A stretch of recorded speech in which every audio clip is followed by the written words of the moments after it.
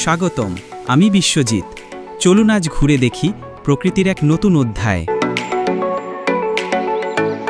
সকালবেলা আফ্রিকার জঙ্গলের ওপর দিয়ে উড়ে চলেছি।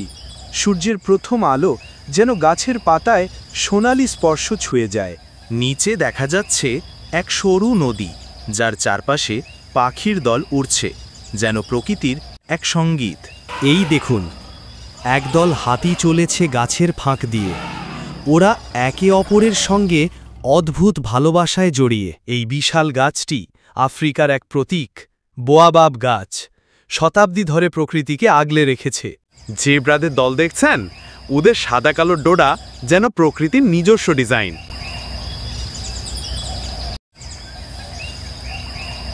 পাখির রঙে ভরে আছে আকাশ। প্রতিটি ডানায় এক একটা গল্প যেন ভেসে বেড়াচ্ছে। এই জলপ্রপাতের আওয়াজে যেন গোটা বন জীবন জেগে ওঠে, শান্তির এক তরঙ্গ। রাজা আর রানী বিশ্রামে, সিংহেরা এখানে শাসন করে, তবু কত শান্ত।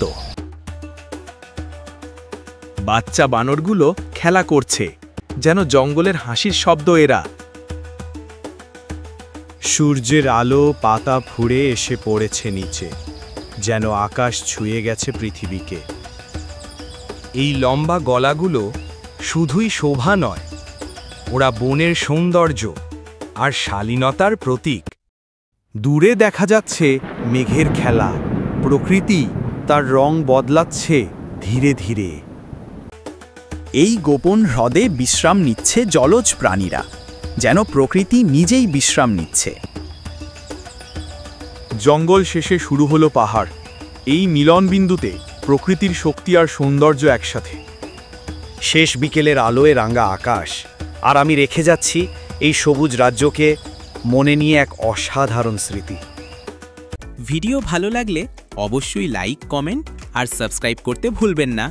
দেখা হবে পরের অভিযানে।